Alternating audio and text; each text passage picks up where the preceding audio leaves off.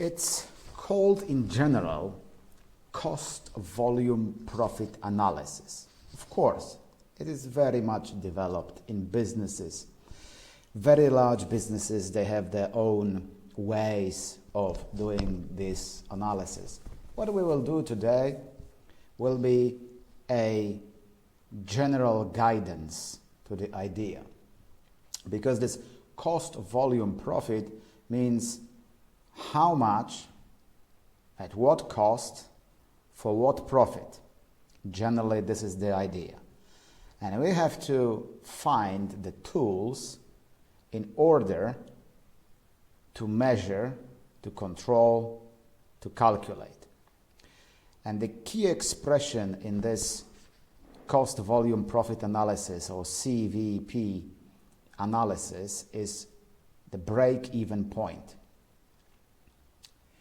Break-even is the English language expression for the situation when the business is not making any money and not losing any money. So it just covered all the costs with the normal business that they have. So this is like break-even point. Point where there are no losses, but as well no profits. It's very useful because below, of course, there are losses, which is not good for the business. Of course, but when it's over this point, it means there are profits, which is all about the business. So, how it works?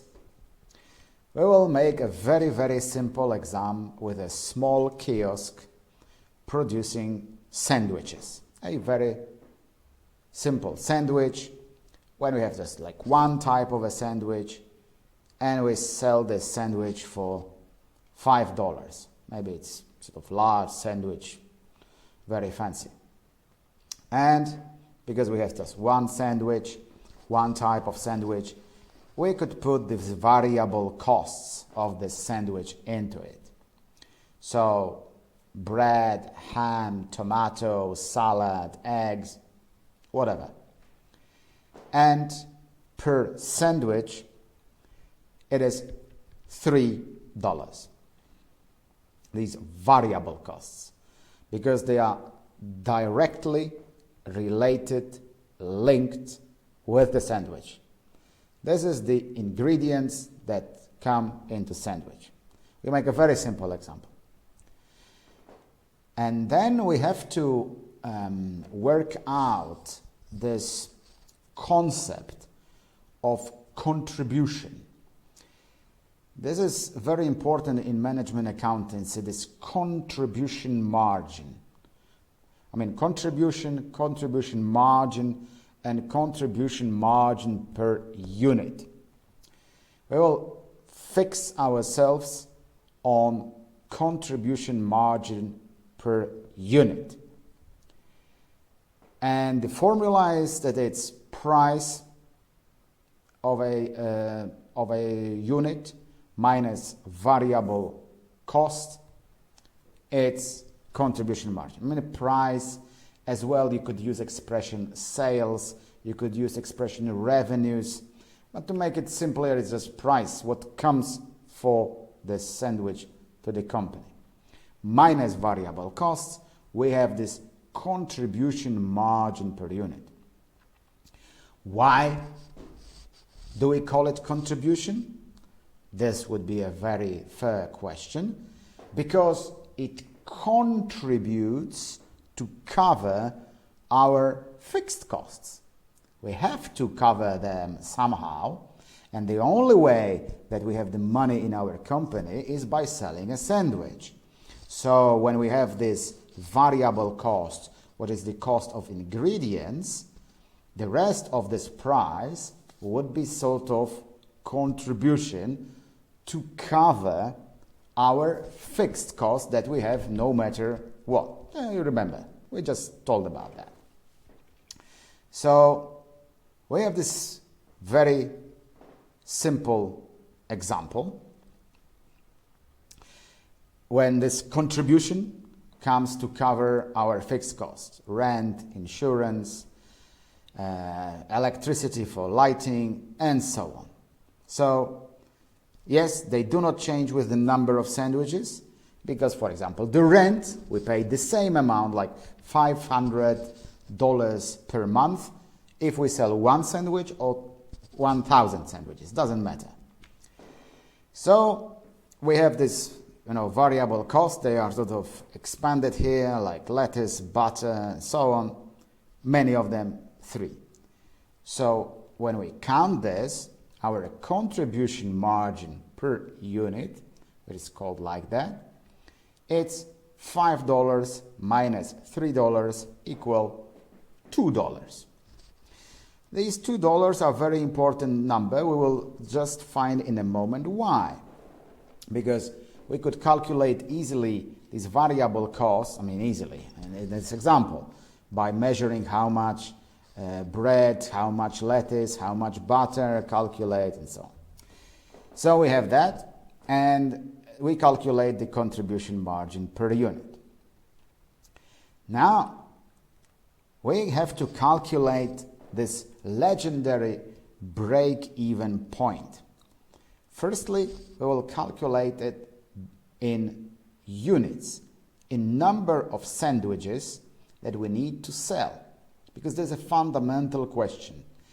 How many sandwiches do we need to produce and sell in order not to lose money in our business?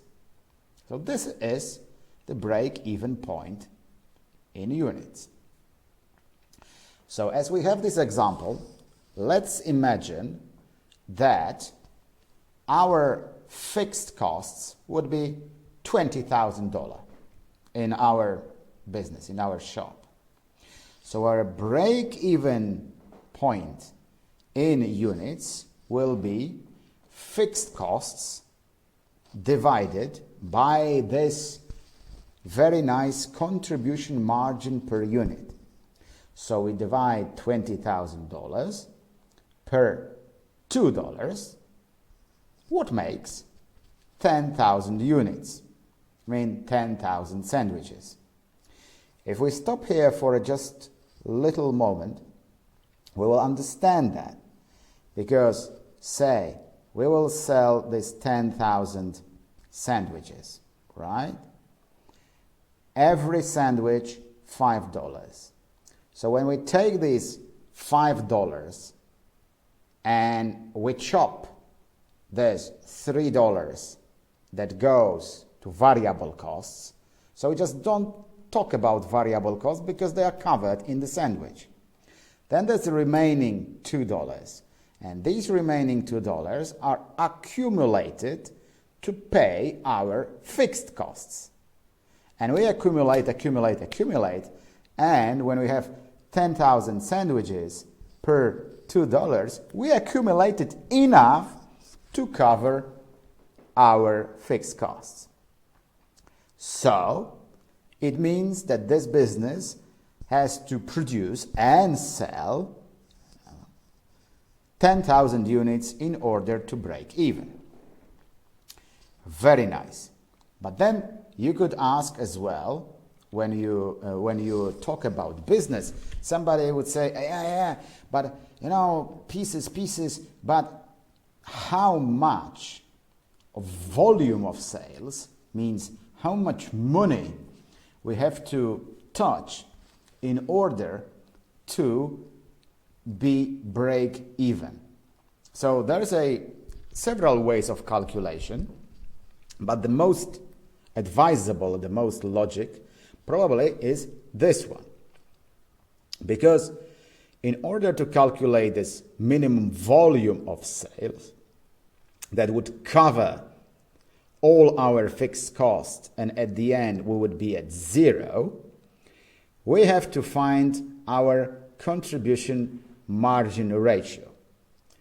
And this contribution margin ratio is our contribution margin per unit, this $2, and we divide them by the price this revenue, these sales on one sandwich is 5, so it's 0.4 in this example, of course. So now, in order to find our break-even point in volume of sales, or in sales volume, or in revenues,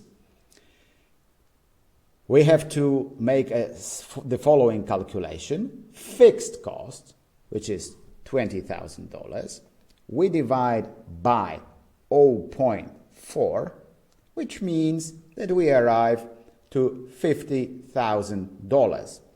This is the volume of sales that we have to do in order to be zero with profit in our business.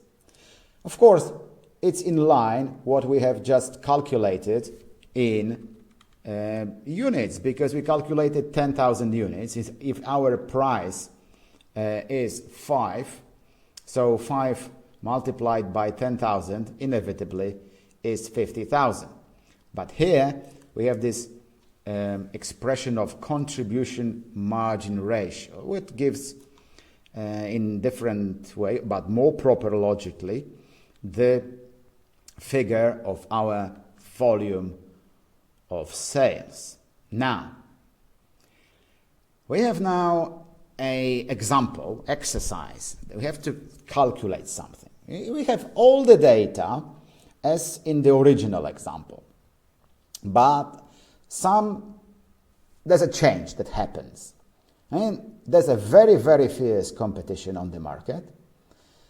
And unfortunately, we have to lower our price of our sandwich by 20%. Unfortunately, because there is competition. So now we put the question, in the new situation, what will be now our break-even point in units? What would be now our break-even point in volume of sales? And then, if we really make the proper analysis of our business, by how many percent is this break-even point in units and in volume of sales changed? We have to do the calculation step by step. So what changes? The only thing in this example that changes is, yes indeed, the price of the sandwich. So it makes our revenue lower, higher. If the price is lowered by 20%, it means our revenues will be lower. So now on the next slide, we have proper calculation.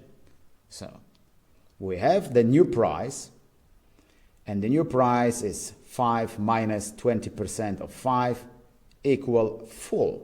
Now our price of the sandwich is $4. So inevitably, when we have a new price, we will come to a new contribution margin per unit. Because, mind, variable cost did not change. Our ingredients did not change the price. We paid the same $3 per sandwich. Unfortunately, we cannot sell the sandwich at 5. We have to sell it at $4. What means that inevitably this contribution towards fixed costs will be, unfortunately, smaller. So this new break-even point in units will be, because our fixed cost did not change at all. So we have 20,000 of fixed costs, but now we divided by the contribution margin per unit $1, what makes our new break-even point in units as 20,000 units. Similarly, we have to calculate our new contribution margin ratio, because our contribution margin per unit is smaller, it's 1, so divided by 5, you remember it was 0.4, now it's 0.2. So again, no matter what we think, new break-even point in volume sales will be $20,000 divided by 0.2, a new contribution margin. So, in the result, we have 100,000. So, it means that our break-even point in units has gone up by 100%, from 10,000 to 20,000. And our break-even point in volume of sales has gone up as well by 100%. So this was the example of the situation that the competition on the market makes us to lower our price. Now we have all the data as in original example. Just forget about this price. The only thing that changes from the very initial example is that we have become very efficient, and we luckily cut our variable costs by 1/6. Means we cut it by 16.66%. So the question comes, what is now the break-even point in units? And what is now the break-even point in volume sales? And again, the same set of questions, how it is changed. So, how the calculation looks like. Firstly, we have the new variable cost. Yeah, because we cut the ingredients. So 3 minus 1/6 of $3 means now our variable costs are $2.5. So therefore, we have a new, larger contribution margin, which is 5 minus 2.5 means $2.50. So when we have the new contribution margin per unit, it means that we could now calculate the new break-even point in units. $20,000 divided by $2.50, only 8,000. How nice is this for our business? So the new break-even point in volume sales will be $20,000 divided by new contribution margin ratio, calculated there, 0.5, and we arrive to the new figure of $40,000, which is lower, yes, than in very first example. So, and as the result, we have the answer, break-even point in units has gone down by 20%, from 10,000 to 8,000, and in volume sales as well gone down by 20, from 50,000 to 40,000.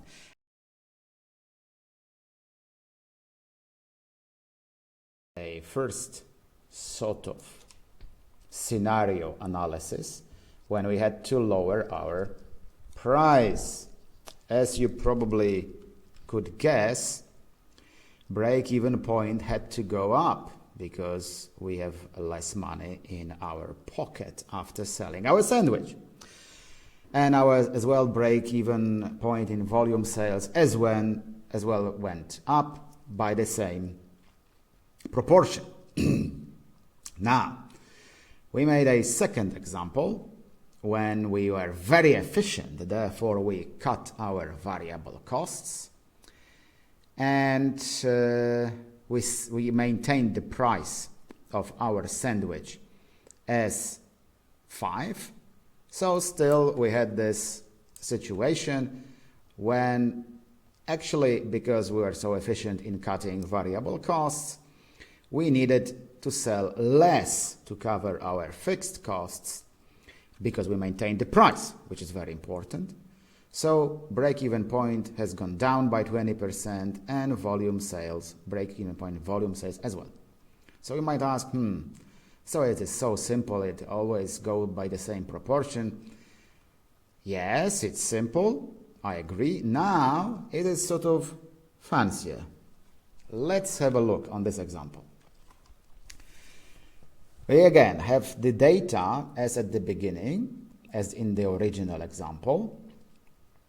But at the same time, we have two things happening at the same time. Means that the competition was very strong, so unfortunately we had to lower the price of the sandwich by 20%. Yes, but at the same time we were sort of efficient and we cut our variable costs by 1/6, means by 16.66%. So now, what is the new break-even point in units? And what is now the break-even point in volume of sales? And by how many percent and what direction the break-even point in units is changed, and by how many percent and what direction is break-even point in volume of sales changed? Very fair question, because we have to investigate. It's not so instinctive like in the previous two examples. When we lowered the price and the costs remain the same, obviously we have to sell more. If we cut the cost, one element of cost, and the price remains the same, inevitably we have to sell less. But now we have the situation when like two opposite effects.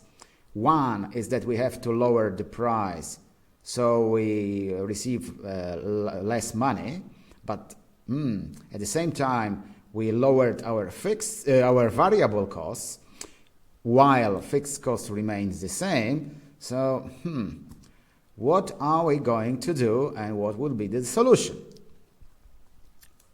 Right enough, we make the calculation. So firstly, we have to calculate the new variable cost. Again, it's like in the previous example, 3 minus 1/6 multiplied 3 equal $2.50. It's our new variable cost. Then we have the new price. So the old price, 5 minus 20% of 5 means $4. So what happens now? We have the new price, like new sales, new revenues per unit, which is $4, and we have the new variable cost, which is lower as well, and it's 2.50. Wow. So what we are going to do now? So we have to calculate this legendary, famous in this approach, contribution margin per unit. This new contribution margin per unit. So we take the new price minus the new variable cost, and we have the new contribution margin per unit, which is 4 minus 2.50 means $1.50. So this is our new contribution margin per unit. This is new amount that is going to cover our fixed cost. Mind you, in this example, we did not change fixed costs. We might do it at a certain occasion. So I would rather you prepare yourself with some calculations with a new fixed cost. But fixed cost remains the same. So we take these fixed costs, $20,000, and we divide by new contribution margin per unit. So some rounding up would have to be done, because in units we cannot sell like a part of the unit. So effectively it would be 13,333.33, but we cannot sell 0.33 of a sandwich. So effectively this has to be in full units. So 13,334 sandwiches have to be sold in order to break even, means to cover our fixed costs. As well, we calculate our new contribution margin per ratio. So we take our contribution margin per unit, $1.50. We divide it by 4, and we come to the figure 0.375. So therefore, we now could calculate new break-even point in volume of sales. And this comes to 20,000 divided by 0.375, which means that we have to sell value of our sales 53,333.34. Very, very exactly. So now, when we take the figures, we will find that our break-even point in units has gone up, but by 33.34%. However, our break-even point in volume of sales has gone up, but by a different proportion. It went up by 6.66%. So this is the example how we could calculate our new situation with our new break-even point. So many things could change, like some ingredients could change in variable cost. We could run out of the capacity, so we could change fixed costs, or new bills, new rents, something like this. So and then there are different calculations with a new price that we have to put. So this is the example how to calculate things when more things are changing. Actually, in this type of calculation about this very important contribution margin per unit, we just balance three things like price, which is revenue per unit, variable costs per unit, and fixed costs as a whole. And then we have the answers in units of production and volume of sales. I hope this is clear.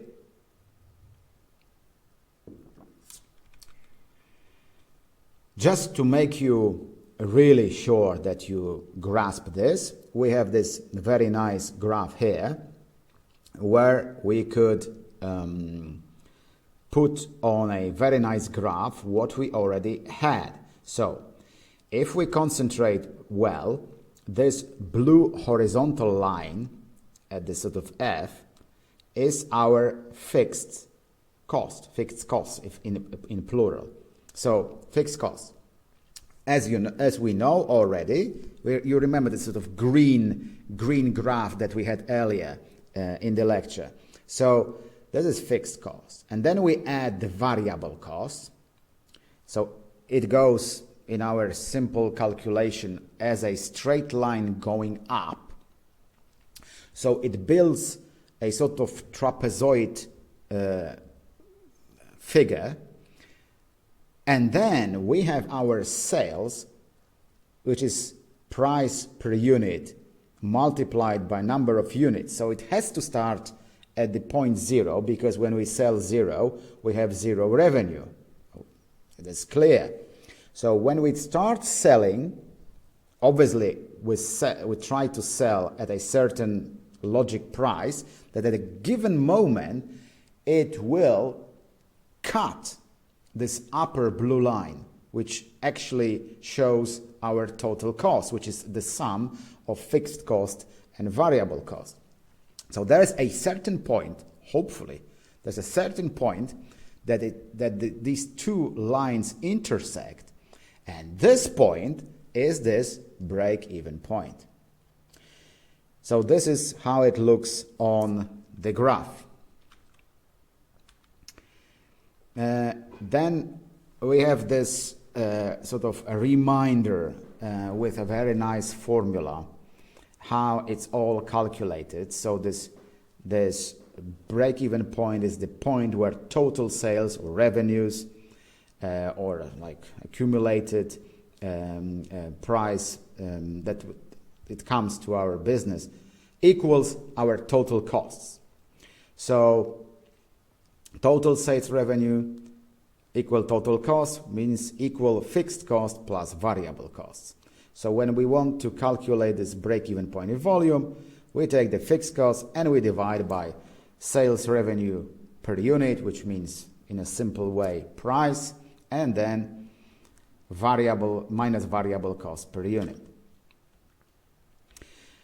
A slight reminder about the contribution margin. This, what we have, this contribution that goes to cover our fixed costs, and this is like in a proportion. And contribution margin per unit is sales revenue per unit minus variable cost per unit.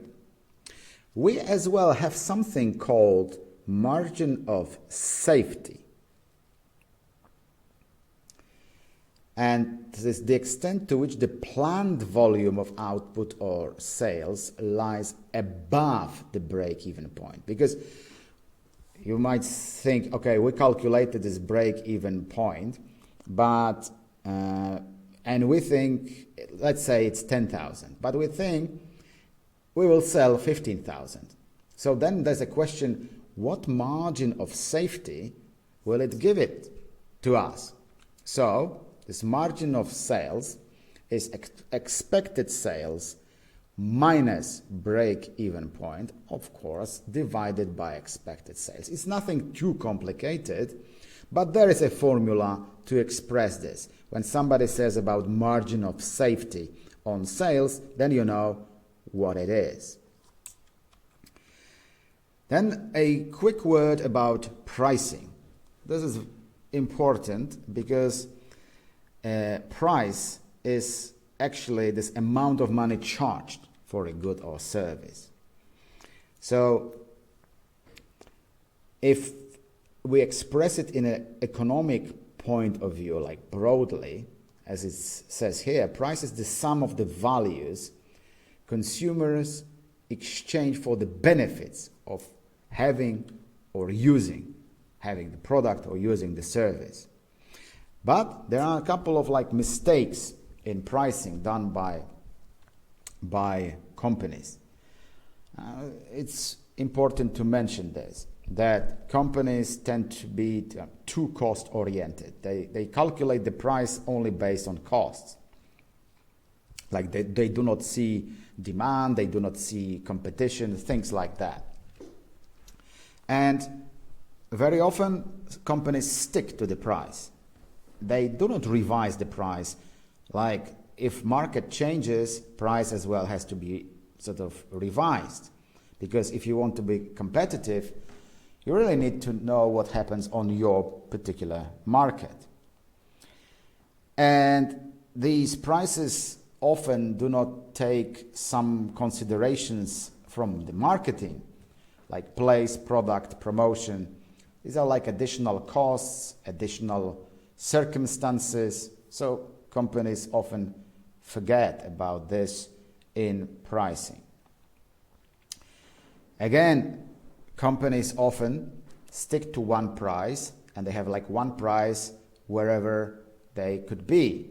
So as the result, this price could be adequate in one market or one place or one set of circumstances, but it's completely inadequate in other place, in other circumstances. So companies forget often about some differentiation, slight differentiation of the product or market segments, or in view of customers, like market segments.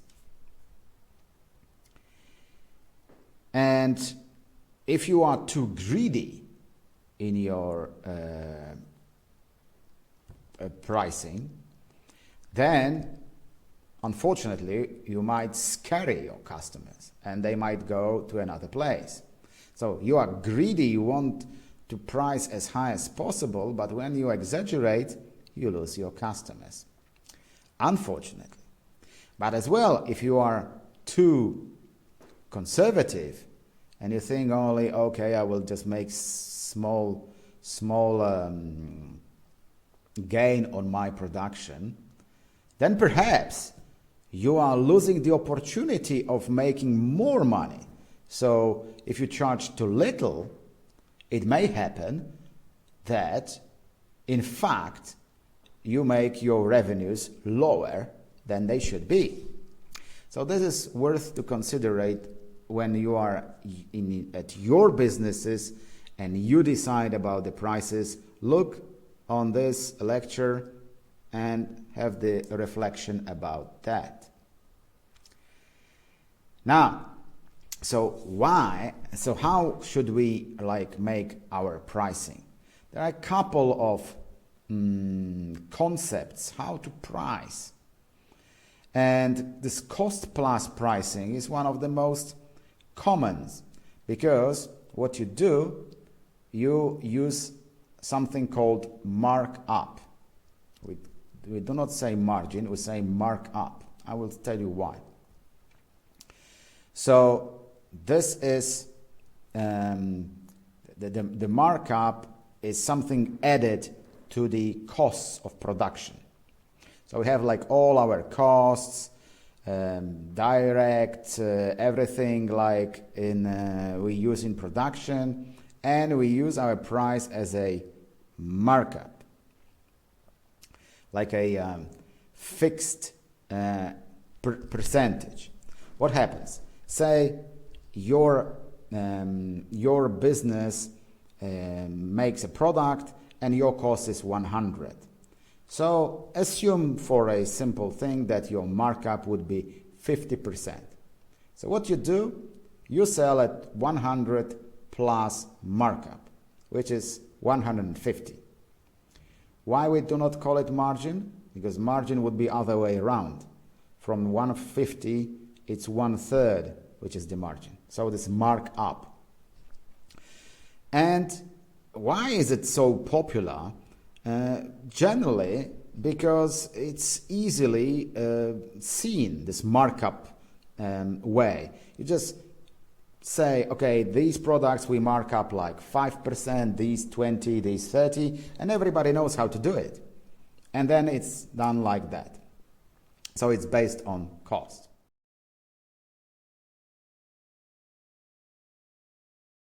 Yes, here.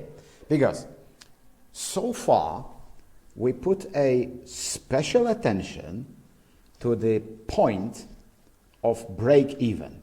Means not making money, not losing money. Yeah, but it's not the point of the business. The point of the business is to make money. So, by knowing the costs and by knowing how they behave, we have just analyzed their behavior, and as well we found this point of breaking even, of this sort of safety, that if we reach this, we are not losing money. Because from the beginning we are losing money if we are doing nothing, because of, yes, indeed, we are losing money because of fixed costs. Because we have to pay them no matter how many items we produce, whatever we are doing, we are paying this. So at the beginning, we are inevitably losing money. So we are finding the point, this break-even point, where we are not more losing money. But now, we want to earn money, to make profits of our business. So, how it looks like? There is something called target profit pricing. There are two expressions, either target profit or target net income. They are both used, they are both sort of meaning more or less the same. At our level of complication, we think it's the same. When we use the expression target profit or target net income, means the same. This is something that we have in our business after going through the break-even point. We will explain this in a moment with exercises. So, how it works? It works in a very simple concept. Our break-even point was previously based on the fact that we have to bear fixed costs and we want to cover them. Now, the logic idea is very similar. We want to cover the fixed costs and our profit. So now we assume that there is a certain amount of profit that we want to achieve, and we are looking now for the number of the production, of the units of production, at which we will cover all fixed costs and we will have our target profit. Of course, if we make more production and we are still profitable, then we will make more profit. But now we just make a target. It's our budgeted, targeted profit that we want to do. So the formula is very similar. We add it in the numerator, and then we calculate the break-even point with this target profit or target net income. There is an example. An example will be about the meals. Yes, I will have to go soon to my lunch. I live in a different time zone. And how the analysis looks like. So we have the company, and the company says we have 300,000 of fixed costs, and we have the target profit we want to make 200,000. So now we need some more information. Of course, we need some more information. So how this more information looks like. So we have the variable cost of each meal, and it's £10. And we are going to sell about exactly 50,000 meals during the year of our activity. So what we will be looking for in this exercise? Yes, exactly. We are looking for the price. This is what is unknown, and we would like to find it. What is the price that we should put on our product in order to cover our fixed costs and to make this target profit? So the variable cost of each meal is £10 exactly, and 50,000 meals, and this. Who knows how to calculate this? Who knows? So we are going to put the figures. What figures we have? We have fixed costs, yes, 300,000. Target profit, 200,000, it is there. Then we have our variable costs, and then we have assumed break-even point in pieces. What we are now looking for is the selling price per unit, means price or sales or revenue. So this is the equation. And when we calculate the equation like this, we just transform this equation. It's nothing too complicated in sense of mathematics. And we come to the conclusion that the price for the meal will have to be £20. So it's very useful to do exercises like this because we have this formula, and in this formula I have 5 ingredients. So if we have 4 ingredients, we could calculate the 4th one, depending what we are calculating or what data we have.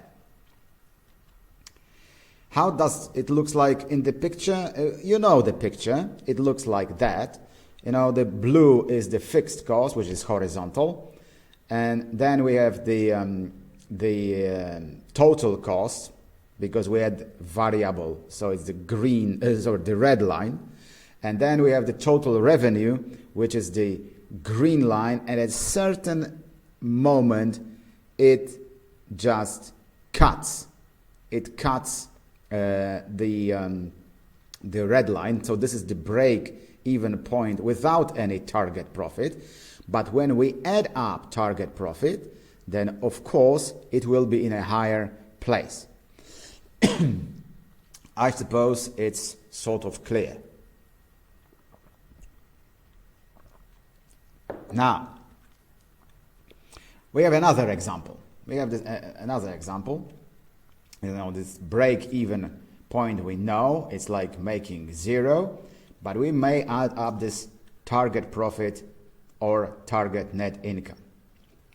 You remember this example with sandwiches that we have just done. So the data are the same as in example of sandwiches. I mean the first data, the basic. So now we add into our calculation the fact that we want to make $50,000 profit. So how could we calculate this? How we calculate this break-even point with the target profit or target net income? This is the calculation. You have just seen the formula at the previous example. Now we have this data from our previous example with sandwiches. So we just make, and we have calculated there, you remember this contribution margin per unit, what was $5 minus 3 equal 2. So this was again like in this, selling price 5, variable cost 3. So in our example, it was like that. So it means that in order to meet our requirement for the net income, for the profit, it means we have to sell 35,000 sandwiches. Now, of course, the variation of that would be to calculate this break-even point in sense of sales volume. So when we have this assumed target net income or target profit at 50,000, then we make again the calculations using the contribution margin ratio, what in our example was 0.4, you remember. Then it means, because it was 2 divided by 5, so it means that in sales volume it will be 20,000 plus 50,000 divided by 0.4, means this new break-even point with assumed target profit would, or net income, would be $175,000. Very nice example again to train. I have now some visual examples, but I will just come back to this in a moment, because I want to make another nice, because we probably do not have too much time, but I want to do this with you because this is specifically for event business. I just found that, and I wanted to do with you a couple of nice exercises. So we have a text, and we have to remember this text. Remember or write down some data. We have the ABC company, and they are active in entertainment. And they want to make a concert performance. And they estimate that fixed costs are at $60,000. And this is the fee to the performance, rental of the equipment, advertising, insurance, many different costs. And there is a variable ingredient in the ticket, because you want your clients, customers at the concert as well, to eat something. So there is a pre-packed buffet, and it's like a catering. And this would be at $10 for every person, for every ticket sold. So the variable cost would be $10. And the proposed ticket price would be $20. And we have a number of small exercises. The company wants to know the number of tickets sold in order to break even. So we could possibly find it. We have the price, we have the variable cost, we have fixed costs. I would guess that everybody is now able to calculate this, because it looks like that. We have this contribution margin per unit, which is 20 minus 10, it is 10. So break-even point will be fixed cost divided by contribution margin per unit. So we arrive to the figure of 6,000. Yes, this is the answer. In order to break even, 6,000 tickets need to be sold. Now, we have the question 2. How many tickets should be sold to make $30,000 target net profit or target net income, right? So we now make the same break-even point calculation as we have done, but with the addition of target net income or target profit. So we remember what is the numerator, what is the denominator? Probably yes, because how it looks like? It looks like this. We add our target net income to the fixed costs in the numerator, and we divide it by contribution margin per unit. We remember contribution margin per unit was calculated in the answer 1 to our example. So this is answer 2, that if we add $30,000 of target net income to our fixed costs and then we divide it by contribution margin per unit, it means that in order to earn $30,000, we need to sell 9,000 tickets. It's getting more and more interesting. So let's see. And now we have another question. Okay, what profit would be if 8,000 tickets are sold? Because you think, okay, we calculate before like making any calculation of break-even point, you could think, okay, if I sell 8,000 for our concert, what profit?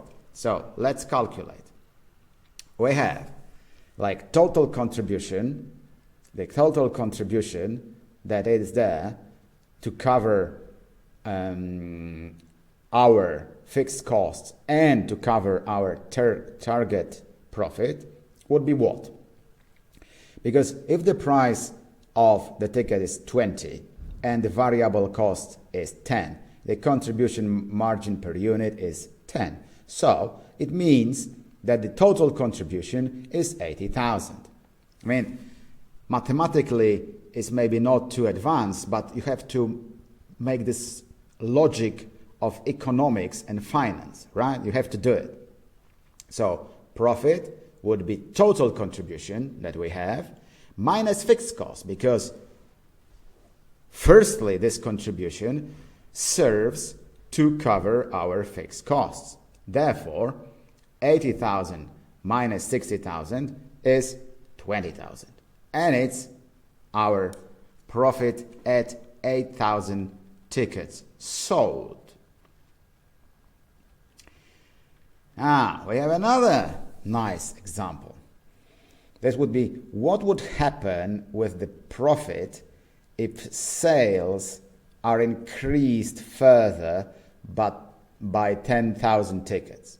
Of course, in our previous calculations we have some figures and we could work it out, even probably by heart, but let's see how economically we could calculate this and show it.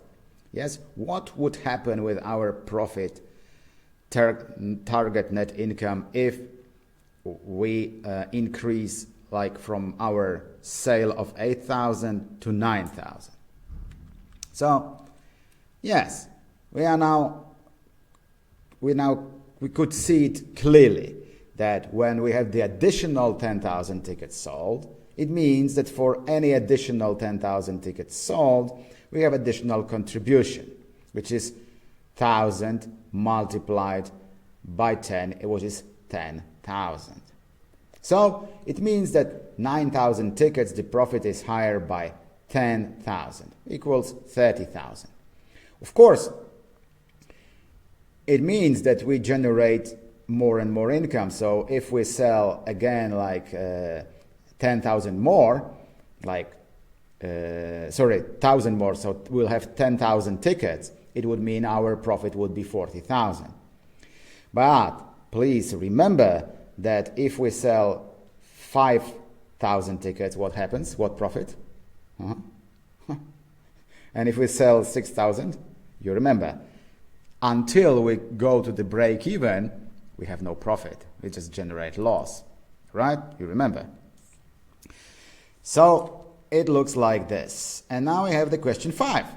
I mean, because you are the manager, you want to know how and by how much the profits will change if 9,000 tickets are sold instead of 8,000. Because you want to know the change, because let's say you thought about the budget at 8,000 and then you think maybe you will sell 9,000. So you want to know how and how much the profits will change. So this is the answer. The profits will increase by 50% comparing to the budgeted that you had in your mind 8,000 tickets. So using the figures from before. Now, and this is a very interesting question. Question 6 and question 7 will be sort of more exciting, because now you have the question, how many, because we have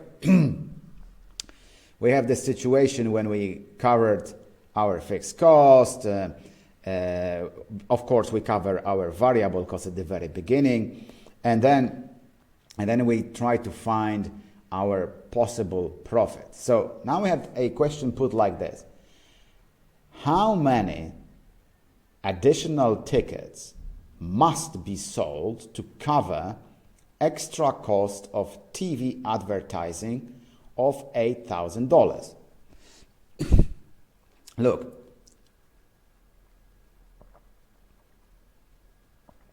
this is a fairly common situation. You have a concert, you try to sell tickets, and then you find this concert is not really known everywhere. So you think, perhaps I should make more advertising in TV. And then you find that this advertising costs 8,000. So inevitably you think, okay, I will make this advertising in order to boost sales, but in a sense I will pay for it. So how many tickets more I have to sell just to cover this expense on TV advertising? So how we calculate this? Who knows? What will change? What ingredient will change?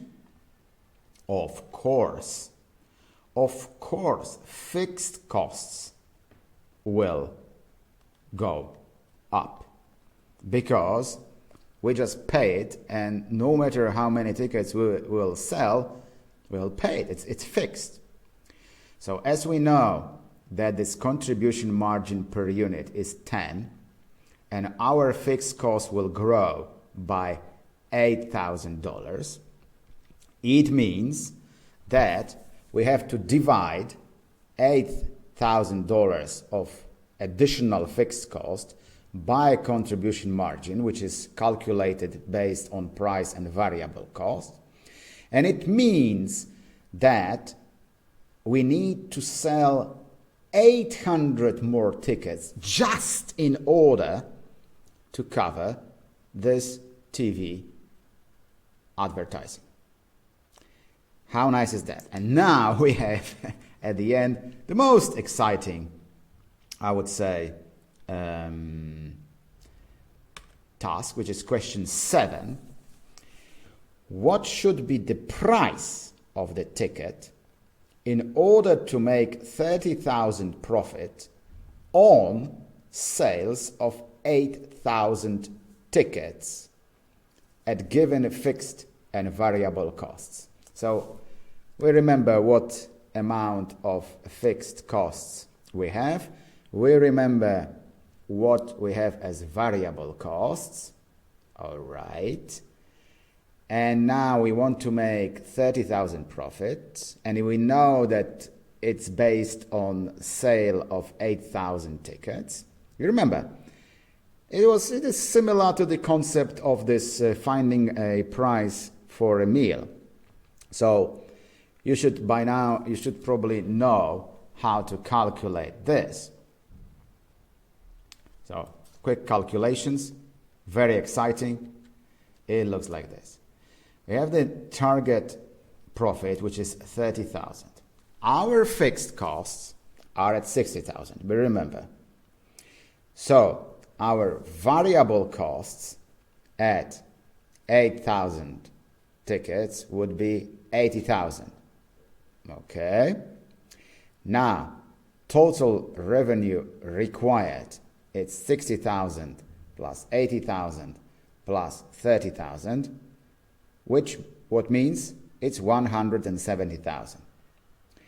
And this break-even point with ticket price would be 170,000 divided by 8,000, which is 21.25. Yes, it's possible to calculate it in another way, this one shown at the meal, this equation, but this is again a very viable combination. So this is how it looks like as the example.